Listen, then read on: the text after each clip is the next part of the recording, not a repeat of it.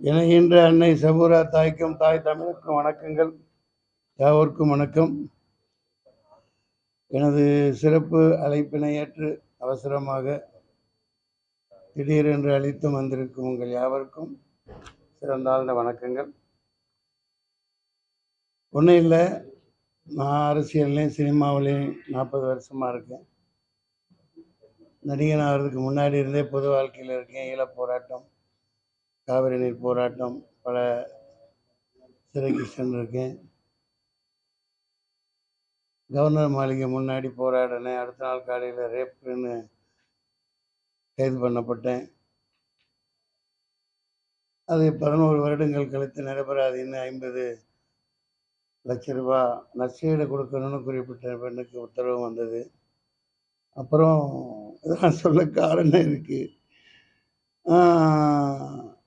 Land கிராபிங்கில் கைது செய்யப்பட்டேன். இதே வீட்டுக்கு கீழே வாக்கிங் பண்ணிட்டு கீழே என்ன எதுன்னு எதுவுமே சொல்லலை. அவங்க பெருசாக செய்திகள் வந்தது. சிறைக்கும் போனேன். அந்த லேண்ட் கிராபிங் எல்ஜி அதில் இருந்தும் முழுக்க நிரபராதின்னு விடுதலை செய்யப்பட்டு 10 லட்ச ரூபா தமிழ்நாடு அரசுக்கான கவர்மெண்ட் கஜானாவிலேருந்து எனக்கு திருப்பி எனக்கு கிடைச்சது, நான் கட்டின தொகை. ஆனால் அதெல்லாம் வெளியில் செய்தியாக வராது. எனது ஏதாவது ஒன்றுன்னா தலையங்கத்தில் போடுவாங்க. இப்போ இங்கே வந்திருக்காங்களான்னு தெரியல. இரவு ஒரு பார்த்தேன். நானாக விமர்சனங்களை எல்லாம் கடந்து போயிடுவேன். சில நேரம் கடிஞ்சும் பேசிடுவேன். நான் யதார்த்தமான மனிதன்.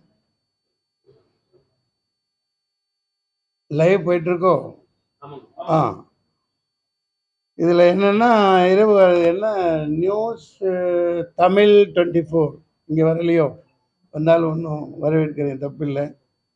அதில் ஒருத்தர் நடுவில் உட்காந்துக்கிட்டு என்ன மன்சூர் அலி கானா அதிமுக அந்தளவு திறந்தாழ்ந்து போயிடுச்சா, அவரெல்லாம் கூப்பிட்டு பேட்டி எடுக்கிற அளவுக்கு, சீட்டு கொடுக்குற அளவுக்கு நல்லா பேசியிருந்தாங்க. நான் எவ்வளவு கஷ்டப்பட்டு இந்த இடத்துக்கு வந்திருக்கிறேன். ஒரு நடிகை நான் எவ்வளோ எவன் காசுலையும் நான் சம்பாரிச்சதில்லை. எவனே இது வரைக்கும் 14-15 படங்கள் தயாரித்து எத்தனையோ ஆயிரக்கணக்கான பேருக்கு வேலை கொடுத்துருக்கேன். 10 பைசா கடன் யார்ட்டையும் வாங்கலை. நான் சம்பாதித்து இதே இடத்துலேருந்து ரியல் எஸ்டேட் பண்ணி சம்பாரித்து 10 கோடிக்கு மேலே செக் பேசிஸில் கடன் கொடுத்து இன்றைக்கி சென்னை முழுக்க என்கிட்ட கடன் வாங்கினவங்க இருக்காங்க. கொசுன்னு பேசாமல் இருங்க தயவு செய்து. இந்த வில்லன் நடிகர் எனக்கு கடன் தர வேண்டியவங்க தான் இருக்காங்க. நான் யாருக்கும் கடன் படலை. இந்த தொலைக்காட்சியிலையோ இந்த ஊடகங்களை பார்த்துட்ருக்க என்கிட்ட கடன் வாங்கிய நபர்கள் கொரட்டூரில் இருந்து இந்த பக்கம் அடையாறு வரைக்கும் அவர்களாக வந்து ஏதாவது காசை திருப்பி கொடுத்தீங்கன்னா, கொஞ்சம் நஞ்சம் இல்லை, 10 லட்சம் 25 லட்சம் திருப்பி கொடுத்தீங்கன்னா வேறு உதவியாக இருக்கும். அந்த மாதிரி நியாயமானவனத்தான் நான் இருக்கேன். மன்னிக்கவும். இப்போ இது யாருன்னு பாரு, கட் பண்ணு, உட்கார் பின்னாடி. அதிமுகங்கிறது ஒரு சாதாரண இயக்கம் இல்லை. அது எம்ஜிஆரால் ஆரம்பிக்கப்பட்டு அது இந்த மண்ணோடு பிணைந்த ஒரு மாபெரும் இயக்கம். அதில் எனக்கு ஒரு உறுப்பினர் சீட்டு கொடுத்து போட்டி போட வைக்கிறாங்கன்னு அவர்களால் அதை பொறுத்துக்க முடியல. இவனெல்லாம் எம்பி ஆகிறதா, இவன் போனார் அங்கே பரோட்டா போட்டார், இங்கே இட்லி போட்டார், சுட்டார். டேய், நீ போய் போராடி பாரு. நான் பேட்டன் ரைட்ஸ் கேட்கல. மக்களோட மக்களாக இந்த காலில் எத்தனையோ கொப்பளங்கள் வந்திருக்கு. பல முறை தெருவில் கொண்டு அடிக்கிற உக்கிற வெயிலில் நடந்து போயிருக்கேன். பல மக்களை சந்திச்சிருக்கேன். எல்லாம் தேர்தல்னு மட்டும் இல்லை, 1999 அந்த அந்த ஊடக நண்பருக்கு சொல்லிக்கிறேன். இங்கே பாவம் ஏதோ எலும்பு துண்டுக்காக திங்கிற ஏதோ 2 கால் பிராணியாக வாழ்ந்துட்டு போங்க. என்னால் நீங்கள் உங்களுக்கு சம்பளம் கிடைக்குதுன்னா நான் இன்னும் சந்தோஷப்படுறேன். என்ன மேலும் திட்டுங்க. ஆனால் என்னை தரம் தாழ்த்துற மாதிரியோ என்னை மட்டம் தட்டி நீங்கள் மேலுக்கு வரலான்னெல்லாம் அந்த ஊடகமும் நினைக்க வேணாம், அங்கே வேலை செய்கிறவங்களும் நினைக்க வேணாம். மக்கள் வந்து தெளிவாக இருப்பாங்க. நான் சொல்ல வந்தது அதுதான். இந்த அது எந்த அரசியல் சார்ந்த கட்சின்னு எனக்கு தெரியாது. அவ்வளவு கேவலமாக என்ன, நீவெல்லாம் மனுஷனா, இவனுக்கெல்லாம் சீட்டு கொடுக்கலாமா, போயும் போயும் இவர் ஒரு ஆள் தான் கிடைச்சதா உனக்கு? நீ அதிமுகனா அவரோட எடப்பாடி பழனிசாமி அவர் கால் தூசிக்கு கூட நீ ஈடு இல்லை. அதனால புரிஞ்சுக்க, உழைச்சி முன்னேறி வந்தவங்க யாரா இருக்கட்டும், இங்கே திமுக இருக்கட்டும், அதிமுக இருக்கட்டும், நாங்கள் பங்காளி சண்டை நாங்கள் பார்த்துக்கிறோம். புரியுதுங்களா? இப்போ இதுலேருந்து என்ன தெரியுதுன்னா, அது யார் நடத்துகிறான்னு தெரியல, தொடர்பு கொள்ள முடியல. பாஜக சார்ந்த ஒரு ஊடகம்னு நினைக்கிறேன். இருந்துட்டு போங்க. இந்த மண்ணுக்கு சம்பந்தம் இல்லாத ஒரு இயக்கத்தை இங்கே வேறு ஒன்றை நாங்கள் விட மாட்டோம். நீ எங்கேருந்து வந்த, உன் பாரம்பரியம் என்ன, இன்னைக்கு சிஏஏன்னு போட்டு குடியுரிமை சட்டம்னு போட்டுட்ருக்கீங்களே, உங்கள் குடியுரிமை என்ன? நீங்கள் எங்கேருந்து வந்தீங்க? என் பாட்டை 800 வருஷம் இந்த நாட்டை ஆண்டிருக்கான்.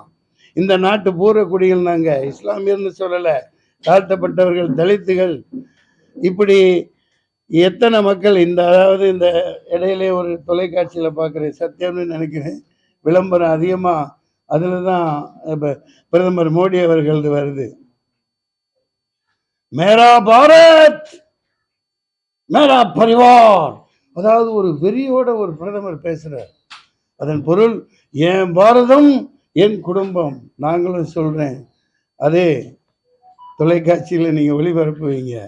ஹமாரா பாரத் हमारा भारत हमारा परिवार, हिंदू मुस्लिम सिख ईसाई सब के शान, इंडिया है महान, इंडिया महान, हमारा भारत सबका Bharat, each for all for each, we the people of India, அதுதான் இந்துஸ்தான். இப்போ நீங்கள் கேள்வி கேளுங்க. கூட்டப்பட்டதின் நோக்கம் அவ்வளவுதான். என்னை கிள்ளுக்கிறியா நினச்சிட்டு இவனுக்கெல்லாம் ஏன்டா சீட்டு கொடுக்காதன்னு அவங்க ஏதோ பண்ண பார்க்குறாங்க. டேய், ஒன்றை மாதிரி எங்கள் அப்பா 7.5 கோடி வந்தாலும் என் வளர்ச்சியவோ மக்கள் என் மேலே வச்சிருக்கிற அன்போ உங்களால் ஒன்றும் பண்ண முடியாது. நான் சாதாரணமான கிள்ளுக்கீரை ஏதோ எறும்பு மாதிரி நசுக்கிட்டு போனாலெல்லாம் நீங்கள் நினைக்காதீங்க. அது எல்லாத்துக்குமே தெரியும். வெட்ட தலைக்கிறவன். அது ஆமையா, இன்னொரு இயக்கமும் பேசிக்கிட்டு இருக்கு. நாங்கள் கொடுத்த கடிதத்தின் பேரில் நிர்வாகிகள் கொண்டு போய் கொடுத்தாங்க, அதன் பேரில் அழைச்சாங்க. அதுதான் அது. அது உண்மைதான் ஐயா. நாங்கள் ஆரணியிலும் போட்டிடுறோம், இங்கேயும் 5 தொகுதிகளில் போட்டிடலான்னு முடிவு பண்ணியிருக்கோம். அதற்கு வேலைகளை முடுக்கி விட்டுருக்கோம். எங்கள் பொருளாதார சக்திக்கு ஏற்று வேலைகள் நடந்து போய்கிட்டு இருக்கு. இந்த நிலையில் அந்த குறிப்பிட்ட நாள் அவங்க அப்பாயின்மெண்ட் இருந்தது, போய் பார்த்தேன். இல்லை, நான் என்ன அதிமுகவில் நான் எத்தனை வருஷம் வேலை செஞ்சேன்னு அவங்களுக்கு தெரியுமா? எத்தனை போராட்டங்கள் எத்தனை பிரச்சாரங்களில் கலந்துருக்குன்னு அவங்களுக்கு தெரியுமா? அதெல்லாம் அவங்களுக்கு தெரியாது. கிருஷ்ணகிரியில் 92வது பொதுக்கூட்டம் அதிமுக பேசிட்டு கீழே நான் திமுகவினால் அப்போது கைது செய்யப்பட்டேன். அசோக் குமார்ங்கிற ஒரு நீதிபதியால் அந்த வழக்கில் தான் நான் 11 வருடங்களுக்கு விடுதலை செய்யப்பட்டேன். சரித்திரம்லாம் தெரிஞ்சுக்குங்க. முதல்ல அம்மாவை 99 ஆட்சியில் உட்கார வைக்கிறதுல என்னுடைய ஒரு சிறிய பங்கு இருந்தது. அவங்க மகாராணி மாதிரி, அவங்கள போல ஒரு இரும்பு பெண்மணி உலகத்திலேயே இல்லை. அப்பேற்பட்டவங்களை எப்படி தீர்த்து கட்டினாங்க? யார் தீர்த்து கட்டினா? ஊடகங்கள். நீங்கள் தான் பதில் சொல்லணும்.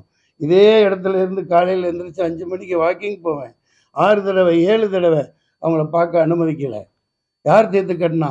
ஒவ்வொரு நாட்டிலையும் ஒவ்வொரு ஸ்டேட்லேயும் அந்த ஸ்திரத்தன்மையை கொலைய வைக்கிறது, ஒரு முதல்வரை கொலை பண்ணிட்டு அதை சில்லற காசா சிதற தேங்காயை சிதற வைக்கிறது, அதன் பயனை அனுபவிக்கிறது, ஓட்டு வாங்காமையோ எம்எல்ஏ 100 கோடி கொடுத்து வாங்குறது, இதெல்லாம் யார் செஞ்சிட்ருக்கா? அந்த ஜெயலலிதாங்கிற பெண்மணி இருந்திருந்தா, அவங்க இருந்திருந்தா நீ ஜிஎஸ்டியை கொண்டு வந்திருக்க முடியாது, நீ நீட்டும் கொண்டு வந்திருக்க முடியாது, இந்த பணச்செல்லாமே கொண்டு வந்திருக்க முடியாது. இது நீங்கள் ஒத்துக்கிறீங்களா இல்லையா? இது உண்மையா இல்லையா? எல்லா திட்டமிட்ட மர்டர்னு போட்டு இதே இடத்துல இறந்த பிறகு நான் தானே முதல் முறையாக குரல் கொடுத்து, நீங்கள்லாம் சாட்சி. அதுக்கு நான் சாதாரணமானவன் கிடையாது. நான் அதுக்கெல்லாம் வழக்கும் போட்டு ஒரே இடத்துல கடிதம் கேட்டு வச்சிருக்கேன் ரெடியா. நீ ஏன் சிசிடிவி எடுத்த, அங்கே அவங்க வீட்டில் ஏன் எடுத்த, எந்த ஆம்புலன்ஸில் கொண்டு போன, எதுக்காக யாரையும் அலோவ் பண்ணல, சென்ட்ரல்லேருந்து யார் வந்து அப்பப்போ பார்த்துட்டு போயிட்டு நியூஸ் கொடுத்துட்டு கடைசி தீர்த்து கட்டிட்டு போய் யார் உதவி ஜனாதிபதி பதவி வாங்கினா எல்லாம் புட்டு வைப்பேன். எவனை விட மாட்டேன். மேக்கப் போட்டு போயிட்டு அடுத்து ஆட்சி அமைக்க அதிகாரத்துக்கு கேட்கறதுக்காக யார் போய் நின்னா அந்த கவர்னர் அப்படின்னு மேக்கப்பை பார்த்துட்டு 2 நாள் காய்ச்ச வந்தாங்கன்னு இதே இடத்துல பேட்டி கொடுத்துருக்கேன். எல்லாம் எடுத்து பாருங்க. அந்த ஊடகம் என்னை சாதாரண ஒரு எறும்பா நினச்சிக்க வேணாம். இந்த மண்ணின் மைந்தன்னா இந்த நாங்கள் எங்களது இந்திய ஜனநாயக புலிகள் இந்த இயக்கம் பேரியக்கமாக உருவெடுக்கும். இந்தியாவை வார்த்தெடுப்போம். நாங்கள் காமராசர் வழியில், கக்கன் வழியில், காந்தியின் வழியில், விவேகானந்தர் வழியில் நாங்கள் பயணிப்போம். வேற எந்தெந்த கட்சிகள்லாம் உங்களோட பேசியிருக்காங்க? பேசுகிறாங்க. அதை உங்களுக்கு சொல்லணும்னு அவசியம் இல்லை. பேசுகிறாங்க, பேசுவோம், வெற்றி பெறுவோம். உங்கள் வேறு ஒரு நபர் தான் கேட்குறாங்க ஐயா. ஆமாம் ஐயா, ஆமாம். இப்போ இந்த அங்கே தான் பயணப்பட்டுக்கிட்டு இருக்கேன், போகிறேன். அதாவது நானும் அரசியலில் ஊறி ஊறி அவர்கள் அழைப்பு எடுத்திருக்காங்க, நானும் சொல்லியிருக்கோம். ஒரு தொகுதி தர்றாங்க அல்லது 2 தர்றாங்க சில பேர், அது அடுத்து. ஆனால் அதுக்காக நான் காத்திருந்தேன்னா காலம் ஓடி போயிடும். அதனால் நாங்கள் போய் எங்கள் பிரச்சாரத்தை தூக்க போகிறோம். ஆமாம், இல்லை இல்லை இல்லை, அது அடுத்து நாங்கள் போய் மக்களை சந்தித்து எங்களுடைய கோரிக்கைகளையும், அங்கே பாலாறு தண்ணி பிரச்சனைகள் இருக்குது. இப்போ போயிட்டு வந்து 2 நாள் பரப்புறாங்க. எல்லாத்தையும் அங்கே உள்ள ஜமாத்தார், மற்ற மக்கள், தலித் மக்கள் எல்லாரும் சந்தித்த வகையில் காஞ்சி கிடக்குது. அந்த பூமி காஞ்சி கிடக்குது, சுற்றி மலைகள். அதை இயற்கையாக நீர் வர வைக்கணும். 42க்கு 5க்கும் மேலே தடுப்பணைகளை கட்டிட்டாங்களாங்க. அவ்வளவு தடுப்பணைகளை கட்டிட்டா தண்ணி எப்படி இங்கேருந்து வரும்? இது அடுத்த கட்ட போராட்டங்கள். அங்கே காஞ்சி கிடக்கிறதுனால நான் சவாலாக எடுத்துக்கிட்டு அங்கே போய் நிற்கிறேன். அவர்கள் கொடுத்தால் பார்த்துக்கலாம். அடுத்து நாங்கள் வர்க்க போராட்டத்தை முன்னெடுக்கணும். நான் சும்மா இருக்க முடியாது. நான் மக்களுக்கானவன். தேர்தல் முடிவு வரைக்கும் அங்கே இங்கே நாங்கள் பாயலாம், கொள்ளலாம்.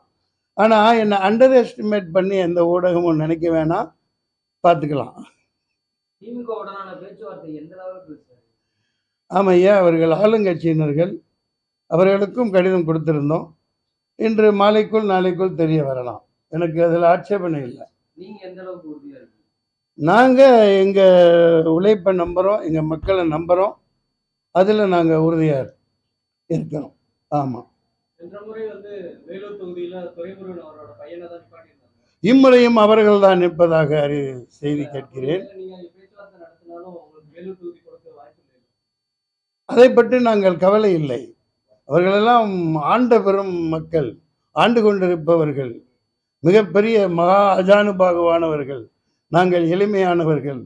எளிமையான ஏழைவாளிகளின் குரலாக பாராளுமன்றத்திலே சென்று எங்களுடைய புகழையும் உரிமைகளையும் நிலைநாட்டுவோம். அதற்கான போராட்டமே என்னுடையது. பார்த்துக்கலாம். ஆமாம் ஆமாம் ஆமாம். அப்படி காந்திஜி நினச்சிருந்தாக்க சுதந்திரம் வாங்கியிருக்க முடியாது தானே. அண்ணா நினச்சிருந்தா இவ்வளோ பெரிய சாதனையை பண்ணியிருக்க மாட்டார் தானே.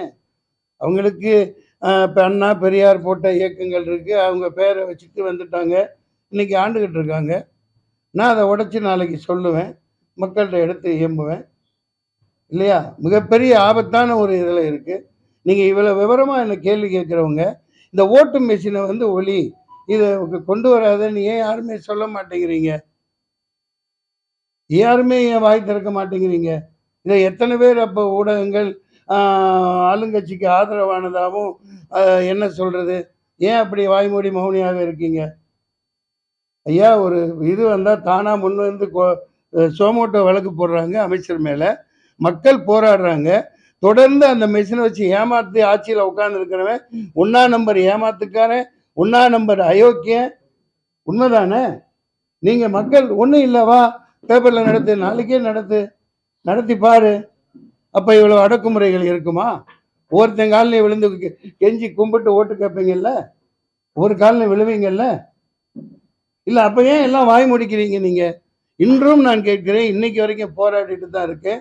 ஓட்டு மெஷின் ஒரு டுபாக்கூர் ஏமாற்று வேலை 420, அதை எடுத்துட்டு வாக்குச்சீட்டில் தேர்தல் நடத்துன்னு போராடுறோம். எந்த நீதிபதி காதிலும் விழமாட்டேங்கிறது. இவர் சொன்னார் என்னோட சாதனை என்னன்னு. 4 வருஷம் முன்னாடி 5 லட்ச ரூபா செலவழித்து பல தடவை ஃப்ளைட்டுக்கு போயிட்டு வந்து டெல்லியில் நான் 14% அப்பியர் ஆகி ஆஜரானேன், இந்த ஓட்டு மெஷினை ஒழுங்கன்ட்டு. இங்கே போராடினேன், அங்கே போனாங்க, அங்கே போனேன், தொடர்ந்து போனேன். 2 நிமிஷம் எழுதி வச்சுருந்தேன், நான் அப்பியர் ஆனேன். சீஃப் ஜஸ்டிஸ் இருந்தார், பேர் மறந்துட்டேன். 2 நிமிஷம் கேட்டார், டிஸ்மிஸ் அப்படின்ட்டார். 2 பக்கம் பேசிக்கிட்டே இருந்து 2 பக்கம் தூக்கிட்டு போக ஆள் வந்துட்டாங்க. வெளியில் வந்து என்னங்க இதுன்னா, சார் நீங்கள் தான் இந்த கோர்ட்டில் அதிக நேரம் பேசியிருக்கீங்க, இந்த மாதிரி ஆயிரக்கணக்கான கேஸ் இருக்குது, அவங்க ஏன் கண்டுக்கவே மாட்டேங்கிறாங்க சார். அப்புறம் என்ன, நீதிமன்றம் தானே இறுதி. நீதிமன்றமே இப்போ பாரு, இந்த நீதிபதி அவராக ராஜினாமா பண்ணிட்டு போயிட்டார். ஏன் போனார்? 1000 கேள்விகள் இருக்குது. இங்கே எல்லாத்தையும் சொல்ல மாட்டேன். நான் அங்கே மைக்கை பிடிச்சி என்னோட வாழை சொல்லட்டுவேன். வந்துருங்க. வேறு ஏதாவது? காரணம் என்ன? இப்பதானே சொன்னேன். யார் அது? யார் அந்த இரும்பு பெண்மணியை தீர்த்து கட்டினது? அது பச்சை படுகொலை தானே? யதார்த்தமான மரணமா? யதார்த்தமான மரணமா கேட்குறேன். இன்னைக்கு இவ்வளவு ஜிஎஸ்டி, இவ்வளவு கொடுமை, இவ்வளவு எல்லாத்தையும் போட்டு வாட்டி வதக்கி மக்களை ஏழையா நாசம் பண்ணிட்டாலும் உங்க எல்லாருக்குமே தெரியும், ஒரே ஒரு ஆறுதலா என்ன இருக்கு? அம்மா உணவகங்கள், அந்த மகாராணி போட்டு போனது. இன்னைக்கு மக்களுக்கு அதுதான் ஆறுதலா இருக்கு. அந்த இரும்பு பெண்மணியின் ஆட்சியை நான் இந்தியா முழுக்க கொண்டு வருவேன். இதை ஒரு சவாலாக நான் சொல்கிறேன். சமத்துவம் மிக்க ஒரு ஆட்சியாக அமைய நான் பாடுபடுவேன். எவனா இருந்தாலும் சரி பார்த்துக்கலாம். மேரா பாரத் மேரா பரிவார் நை, ஹமாரா பாரத் ஹமாரா பரிவார். 40 வருஷமா அரசியல் இருக்கேன்னு சொல்றீங்க. ஒரு தலைவரா வந்து மன்சூர் அலிகான் வந்து மத்தியில போய் சேர்ந்திருக்காரா? தேவையில்லை. நான் தலைவன்னு நான் இன்னைக்கு சொல்லிக்கிட்டதே இல்லை. நான் எளிமையானவன் வாழத்தான் விரும்புகிறேன். சாதாரணமாக கடலை வாங்கி தின்னுக்கிட்டு ரோட்டோரம் நடந்து போவேன். எனக்கு எந்த விதம் பாதுகாப்போ இதுவோ எனக்கு தேவையில்லை. நீங்கள் அதை விளம்பரங்கள்னு சொன்னால், விளம்பரங்கள் இன்னைக்கு ஒரு பிரதமராக இருக்கிறவர் எத்தனை லட்சம் கோடிக்கு பத்திரிகைகளுக்கு கைவிட்டு தான் அது. எந்த டிவியை திறந்தாலும் விளம்பரம். நீ ஒழுங்கு வெங்காயமா நாட்டு ஆண்டினா உனக்கு எதுக்குடா விளம்பரம்? எதுக்கு விளம்பரம்? பாரத பிரதமரை கேட்கிறேன், அந்த ஆளுங்கட்சின்னு கேட்கிறேன். பூஜா தூக்குறதுக்கு பல்லாயிரக்கணக்கான டிவி வச்சிருக்கீங்க. எவன் அப்ப முட்டு காசு? எவங்க அப்ப முட்டு காசு? எதுக்கு இந்த விளம்பரம் பண்றீங்க? நீ ஒழுங்கு வெங்காயமா ஆட்சி ஆண்டாக்க அங்க இருந்து ஓட்டு போடுங்கன்னா போட போறாங்க. காகிதம் இல்லை படுத்துக்கிட்டு கேரளாவில் எம்பியா ஜெயிக்கலையா? பசும்பன் முத்துராமலிங்க ஜெயிக்கலையா? எம்ஜிஆர் ஜெயிக்கலையா? வாருங்கள் ஐயா, இங்க உட்காருங்க. செல்லப்பாண்டியன் அவர்களே, செல்லப்பாண்டியன் எனது கொள்கை பரப்பின் மாவீரர். ஆமாம் சார், வெக்கமான சூடு சொரணை இருந்தா சோத்தான் திங்கிறீன்னா நீ இவிஎம் மிஷினை தூக்கி போட்டு சாதாரண எளிமையான வாக்குச்சீட்டுல நடத்து. எதுக்கு மெஷினு? யாருக்கு வேணும் மெஷினு? 6.5 லட்சம் 6.5 லட்சம் 1 2 இல்லை. இங்க பார், 6.5 லட்சம் மெஷினு ரிப்பேரா போச்சான். ஏண்டா அங்க ஒப்பம் தன்னான அடே, 6.5 லட்சம் மெஷின் ரிப்பேரா போகுதுன்னா நீ என்னடா அவுத்துக்கிட்டு என்ன மயிருக்கடா அந்த மெஷினை வாங்குற? ஏன்னா அத்தனை பிரித்து செட் பண்ணி குத்துறத குத்தி கேட்குறத கேட்குற மாதிரி பண்ணிட்டு பண்ணுறதுக்கு தான். எங்கேருந்து வருதுன்னு தெரியுதா? எல்லாம் பேசாதீங்கன்னாங்க. அந்த மிஷினை எங்கே பதுக்கி வச்சுருக்காங்கன்னு தெரியுதா? எங்கே எடுத்துகிட்டு போகிறாங்கன்னு தெரியுதா? 20 லட்சம் மிஷின் அச்சடித்து வச்சுருக்கான், வெளியில் இருக்குங்கிறான். இந்த ஊடகங்கள் என்ன கேள்வி கேட்குறவங்க மாதிரி நிற்க வச்சு நாளைக்கு வராரு கேளுங்களேன். கையை ஆட்டிக்கிட்டு வராருல்ல, சொல்லுங்க ஐயா, உங்களுக்கு பதில் கிடைத்து விட்டதா? இல்லை, 40 வருஷமா இருக்கீங்களே, உன்னை வந்து தலைவனா யாரும் நினைக்கலையே, அதானே கேட்குறீங்க. நான் பெரியார் அல்ல, அண்ணா அல்ல. அவங்க அன்னைக்கு அவ்வளோ உழைச்சி களைச்சி, என்னோட உழைப்புலாம் ஒன்றும் இல்லை. அறிஞர் அண்ணா அவ்வளோ எளிமையாக வாழ்ந்தார். பெரியார் அவ்வளோ எளிமையாக வாழ்ந்தார். தேர்தல் வேணாம் அப்படின்னார். ஆனால் அவர் பேரை சொல்லிக்கிட்டு இன்னைக்கு ஆட்சி ஆள்றவங்க அவர் வழியில் எளிமையாக இருக்கிறார்களா? எல்லோருக்கும் பதவிகளையும் பொறுப்புகளையும் உரிமைகளையும் பிரித்து கொடுத்துருக்காங்களா அப்படிங்கிறத நான் பிரித்து பேசுவேன். இல்லை, வெற்றி பெற முடியாத பட்சத்தில் இந்த பேச்சுக்கெல்லாம் இடமில்லை. இது வெற்றி வரும் போகும், என்னோட உரிமை. நான் பல தேர்தலில் போட்டி போட்டிருக்கேன், ஐயா கூட ஒரு தேர்தலில் போட்டி போட்டிருக்காங்க. அதனால ஒரு எப்பவுமே இப்படி இருந்துருமா என்ன? நான் அநேகமாக நம்புவேன். எனக்கு அதான் அந்த உறுப்பினருக்கு போட்டியிடுறதுக்கு ஒரு 1 2 கொடுக்கும் பட்சத்தில் நாங்கள் போட்டியிடுவோம். கண்டிப்பாக கொடுப்பாங்கன்னு நம்புகிறேன். அது வரைக்கும் சும்மா இருக்க முடியாது. அதனால எங்கள் பிரச்சாரங்களில் 2 3 தொகுதிகளில் ஆரம்பித்து ஒரு வாரமாக போய்கிட்டு இருக்கு. குடும்ப தலைவர்களுக்கான 1000 ரூபாய் பிச்சை போடுறதா கற்கை நன்று, கற்கை நன்று, பிச்சை புகினும் கற்கை நன்று இல்லையா? அவங்க பிச்சை காசுன்னு சொல்லியிருக்காங்களா? தவறு. அப்படிலாம் சிரமப்படுத்தி பேசக்கூடாது தான். ஆனால் ரூ. 1000, ரூ. 6000, ரூ. 500 இது கொடுக்குறாங்க. அதை பாராட்டலான்னு ஒரு பக்கம் இருந்தாலும் 45,000 கோடியா? 45,000மா? மாதம் மாதம் வட்டி கட்டுறாங்க. அதுதான் ரொம்பவும் ஜீரணிக்க முடியாததாக இருக்குது. என்னை பொறுத்த வரைக்கும் எங்கள் இந்திய ஜனநாயக புலிகளின் கொள்கை வந்து இந்த அயல் நாட்டு அந்நிய முதலீடு எல்லாத்தையும் தூக்கிடணும். இரும்பு கோட்டை மாதிரி ரிஷப் புரட்சியிலான மாதிரி எல்லாத்தையும் மூடிட்டு இங்கே உற்பத்தியை பெருக்கணும், இங்கே உள்ளவர்களுக்கு வேலை வாய்ப்பு கொடுக்கணும். இவங்க சம்பாரித்து வச்சுக்கிட்டு எல்லாம் பண்ணுறாங்க. அது உங்களுக்கு எல்லாம் தெரியாதது அல்ல. அவங்களுக்கு பிச்சை சொன்னது குஷ்பு பிராட்டியார் செய்தது தவறு. அப்படிலாம் சொல்லக்கூடாது. ஏதோ அவர் கொடுக்குறவன் கொடுக்குறான், வாங்குறவன் வாங்குறாங்க. இருந்தா நீ கொடு, 10,000 கொடு, 15 லட்சம் கொடுக்க சொன்ன மாதிரி கொடுங்க. ஐயா 95% பேர் 95% பேர் குஜராத்திகள் தான் கடன் வாங்கிட்டு காணாம போயிடுறாங்க, ஓடி போயிடுறாங்க. பல லட்சம் கோடி, பல ஆயிரம் கோடி கடனை திருப்பி கொடுக்க மாட்டேங்கிறாங்கன்னு ஒரு ஸ்டேட் பேங்க் வங்கி தலைவர் சொல்கிறார். ரகுராம் ராஜன் சரித்திரம் விடுறார். மோடி அவர்களே, நீங்கள் ஆர்எஸ்எஸ் அலுவலகத்தில் கூட்டி பெருக்கிட்டு இருக்கீங்கள, அப்போவே இந்தியா பாகிஸ்தானை பிறக்கிறதுக்கு முன்னாடியே இந்தியா பாகிஸ்தான் போர் நடந்து அதில் இந்தியா ஜெயிச்சிருக்கு. நீங்கள் இப்போ பிறக்கவே இல்லை. இது போன்று அடுக்கிக்கிட்டே வர்ற ரகுராம் ராஜன் சாதாரண ஆள் இல்லை. நீங்கள் தான் 9 வருஷத்தில் ஏதோ சாதனை பண்ணுற மாதிரி பீத்திக்கிறீங்களே. ஆதலினால் நான் இன்று சபதமேற்கிறேன், பாஜக இங்கு கால் ஒன்றை விடமாட்டேன், விடமாட்டேன், விடமாட்டேன். இன்றிலிருந்து என்னுடைய ஆயுதத்தை கையில் தூக்குவேன். சமநோக்கு, சமூக நல்லிணக்கம், இதுதான் எங்களுடைய தாரக மந்திரம். என்ன செல்லப்பாண்டியன்? பார்த்துக்கலாம். தமிழ்நாட்டுல 20 நாட்களா வந்து பொருள் அதிகமா கைப்பற்றி நல்ல கேள்வி, நல்ல கேள்வி, அற்புதமான கேள்வி. இத்தனை நாள் வராதது இல்ல. இந்த போதைப் பொருள் முக்கியமா சொல்ற கேட்டுக்கங்க, எல்லாம் குஜராத் துறைமுகத்துல இருந்து வருது. யார் கையில இருக்கு துறைமுகம்? தங்கமும் அந்த மாதிரி தான். தங்கம் ஏறிக்கிட்டே இருக்கு இல்லையா? அதானி அம்பானி போட்டுக்கு வருது. யாரு? ஏர்போர்ட்டு அவங்க கையில இருக்கு, துறைமுகம் அவங்க கையில இருக்கு. அங்க அவன் யார் வந்தாலும் சரி, இந்தா புடி, கொண்டு போ, வித்துக்க, பொழைச்சிக்க, எனக்கு கமிஷனை விட்டு போ, தமிழ்நாடா அவனைத்தான் ஒழிக்கணும், அங்க உள்ளவன் எல்லாம் அழிச்சு தள்ளு அப்படின்னு கொடுத்து விடுறான். வேற எங்க இருந்து வரும்? வேற எங்க இருந்து வருது சகோதரா? எங்க இருந்து வரும்? இந்த போதைப் பொருள் அனைத்தும் கொக்கைன், கஞ்சா கிஞ்சா எல்லாமே இப்ப 24,000 கோடிக்கு சூரத்துல கைப்பற்றப்பட்டது. அதுக்கப்புறம் என்ன ஆச்சு? இப்படித்தான் ஆச்சு. சட்டம் யார் ஜாபர் சாதிக்கா இருக்கட்டும், யாரா இருந்தாலும் சரி, தலையை வெட்டு. போதைப் பொருள் விற்கிறவன தலையை வெட்டு. 2 பேரை வெட்டி போடு, 4 பேரை வெட்டு. அடுத்து பண்ணுவானா பாரு.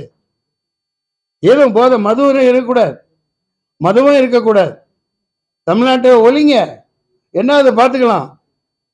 ஒரு எண்ணம். இந்த புத்தகங்கள்லாம் படிக்க ஆள் இல்லாம இருக்காங்க. படிப்பவங்களை அதிகமாக்கு, குடிப்பவங்களை குறை, முற்றிலுமா நீக்கு. அதைத்தான் நாங்கள் இயற்கை விவசாயத்தை முன்னெடுப்போம். தமிழர்களை காப்பாற்றணும், மீனவர்களை காப்பாற்றணும். மிகப்பெரிய ஒரு ஆபத்துல நாடு இருக்கு. அதனால எனக்கு பயந்தே என்ன சேர்க்காம இருக்கிறவங்க ஒரு பக்கம் இருந்தாலும் அதை பற்றியெல்லாம் கவலை இல்லை. நாங்கள் எங்களுடைய பயணம் தொடரும், போராட்டம் தொடரும். ஆமாம், அதிமுக என்பது சாதாரண நீக்கமில்லை. திமுகவுக்கும் பாரம்பரியம் இருக்கு, எல்லாம் இருக்கு. பின்னே அதை கடத்திட்டு போறவங்க, அதுக்கப்புறம் வந்தவங்க தனக்காக பயன்படுத்தி கொண்டு இருக்கிறார்கள் என்றாலும், கருத்து வேறுபாடுகள் இருந்தாலும் அதை அப்புறம் பார்த்துக்கலாம். இதன் மூல வேறாக, ஆணி வேறாக இந்த நாட்டை சீரழிச்சிக்கிட்டு இருக்கிறது, இந்த நாட்டை குட்டிச்சவராக்கி கொண்டு இருக்கிறது பாஜக என்ற இயக்கம். அதை நான் வேரோடி மண்ணோடும் எடுத்து வீசுவதற்காக நாங்கள் ஆயத்தமாகிவிட்டோம். நீங்க பாஜகவை பத்தி பேசுறீங்க, தப்பு பண்ணியிருக்காங்களா இல்லையா? வந்தா வரட்டும், இடி வரட்டும், விடி வரட்டும். இந்த வீடின்னு ஒரு வரும் தெரியுமா? அந்த காலத்தில் இந்த பொம்பளைங்கள்ட்ட போனால், தப்பா போட்டுறாதீங்கப்பா, ஆம்பளை மேலேயும் தப்பு இருக்குது.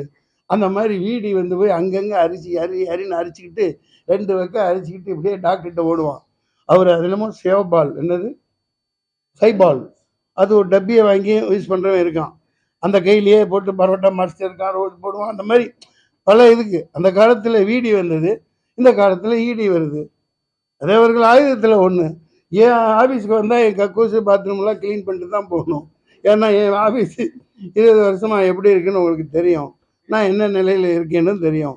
சம்பாரிச்சதெல்லாம் கஷ்டப்பட்டு சம்பாரிச்சது. ஐடி வரணும், வந்தால் எனக்கு அடையப்பா ஞாபகப்படுத்துகிறேன் 4 கோடி நாசமாக போச்சுப்பா. நல்ல படம், நான் எடுத்து தயாரித்த அற்புதமான அருமையான படம் இந்த சரக்கு தான். அதை இவர்கள் வெளியிட விடாமல் தடுத்து விட்டார்கள். பார்த்துக்கலாம், எல்லாருக்கும் வழி இருக்குது. அதனால் இடி சொன்னீங்க இல்லையா, என்னமோ சொல்லிக்கிட்டு இருந்தேன்.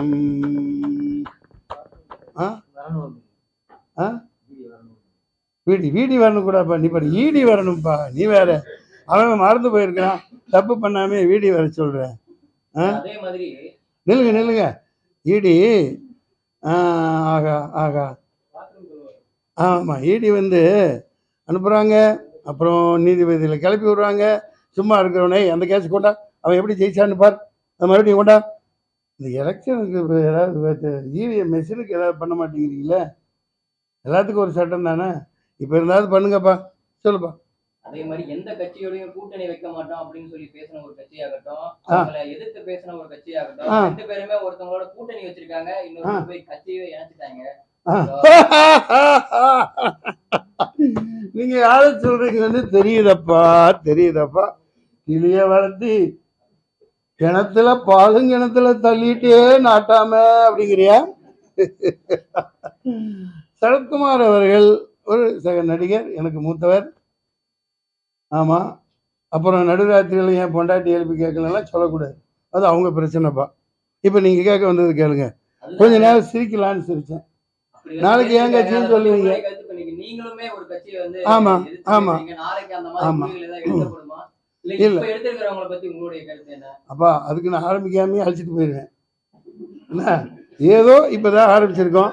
10 பேர் பாருங்க எனக்கு பின்னாடி வர்றாங்க, குளிச்சு வந்துருச்சு, அவ்வளோ ஆர்வமா இருக்காங்க. ஐயா கட்சி ஆரம்பிச்சதுனாலதான் அவங்க 2 பேரும் கலைச்சிட்டு போயிட்டாங்க. அதெல்லாம் இல்லை. நீங்க எதுவும் பேசுறீங்களா? அவங்க கேள்விக்கு பதில் சொல்லுங்க. நான் இப்ப லேட்டா வந்த காரணமே இந்த ஒரு ரகுமான் ஒருத்தர் ஐயா பத்தி சொல்லியிருந்தாங்க, பத்திரிகையாளர்னு.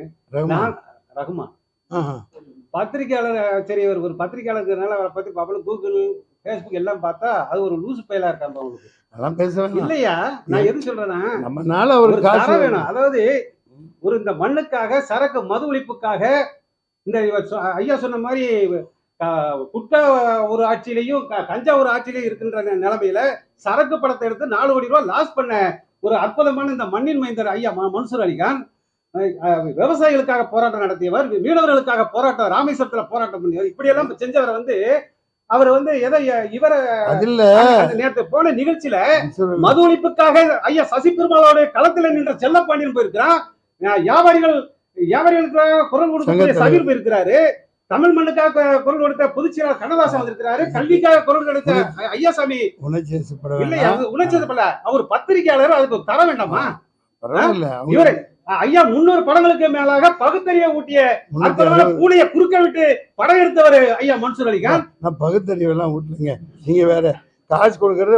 சுருக்கமா சொன்னா பக்தியை வச்சு, பக்தியாளர்களை வச்சு இப்ப தேர்தல் காலத்துக்கு ஒரு கோஷ்டி வருது, பகுத்தறிவை வச்சு ஒரு கோஷ்டி அரசியலுக்கு இந்த தேர்தல் காலத்துக்கு வருது. நாங்க டாஸ்மார்க் மதுப்பிரியர்கள் மூலமாக ஒரு பகுத்தறிவை ஊட்டி, பக்திக்கும் ஒரு பகுத்தறிவை ஊட்டி ஒரு மாற்றத்தை உருவாக்குவதற்குத்தான் இந்திய ஜனநாயக புலிகள் களத்தில் நிற்குது. நன்றி ஐயா, நன்றி ஐயா, நன்றி, மிக்க நன்றி.